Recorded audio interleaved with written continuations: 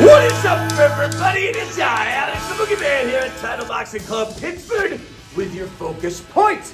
Now, a few months ago, we worked on specifically defending our rear side. So if I'm right-handed, which I am, that is my right side. So we did all defense to that side. Make it a little easier, not worry about the other side. Well, guess what?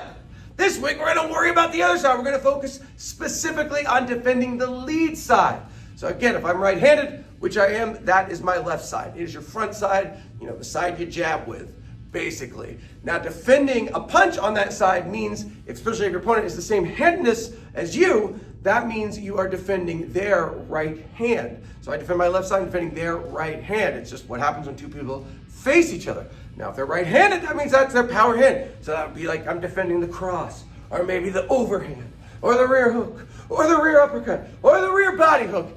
Anything on that power side, I certainly don't want to get hit with that or hit very hard. So when it comes to defense, at least side-specific defense, you can break it down into two categories. There's head movement, and then there's hand-arm defense. We'll be doing both. First, the head movement. That's always the best, because then you don't have to worry about absorbing any punishment. Slips and rolls, we do it all the time, but it is tricky, and I know there's plenty of people who still struggle. So a slip is moving our head off the center line, side to side. In this case, we're moving it to the lead side, to my left side. Now, the other thing that's a little bit tricky about that is I'm kind of bringing my weight forward because that's my front foot. You don't want to go nuts and lean way over. You never want to do a big lean like that, but you don't want to go backwards. So for instance, if I'm slipping to my left, I'm kind of bringing that weight forward just a little bit, putting it on my front foot, getting my head out of the way, and then of course, that always means I'm gonna counter with that same hand. Wherever your weight is, that's the hand you counter with. So again, that's another thing. If you slip to the left, the next punch is gonna be on your left side, always, always. Please, for the love of God, don't do this. Slip, what do I do? No, put something on your left side. I don't even care what it is.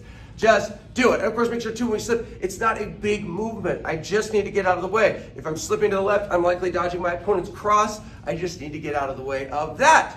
A roll, of course, we do duck down, but it's very important that we duck first when we roll, and then we twist, bringing our weight to that front foot again. We don't want to try to combine the slip and roll, at least not as a default, so don't do this when you roll, because you could run into a punch and make it much, much worse.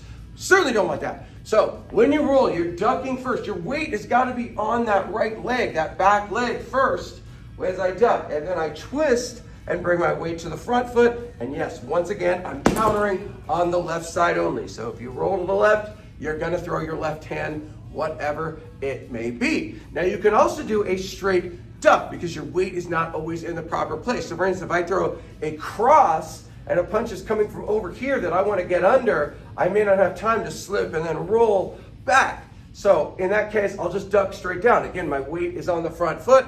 I will counter with the lead hand. Hopefully this all makes sense. Don't worry if it doesn't, because we're going to go over everything this week. We'll even do some hand and arm defense. So that's going to be about three things. Number one is a cover block. You're covering the head with your lead hand. Now in this case, my weight is not going to my front foot.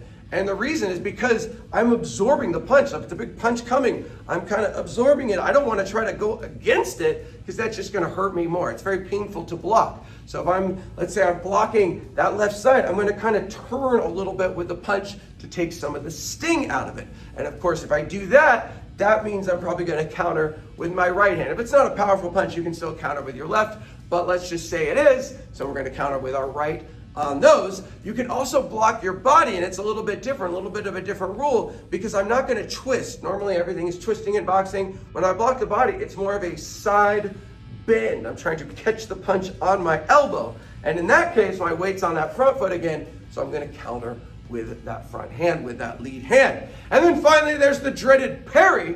This would be to defend a cross, very specifically, a straight punch, where I'm going to extend my lead hand, my left hand, just kind of knock the cross off course with it. I don't want to get too swipey though. I want it just to be a little bit of an extension. to do that. Harder to practice when you don't have a human opponent, but we'll do that a little bit. Again, this will be to block a straight punch, a cross, and then of course if I parry with that hand, I'm probably gonna counter with the other hand. So I know there's some different rules, but for the most part, when we do slips and rolls, which is most common, we're always gonna wanna counter on that same side. We'll practice all of that this week. I know it's a lot of stuff, but again, we make it a little simpler because all you gotta do is worry about one side. The other side, who cares? Forget about it. We'll just focus on one so that we can make it better, because that is how we do it.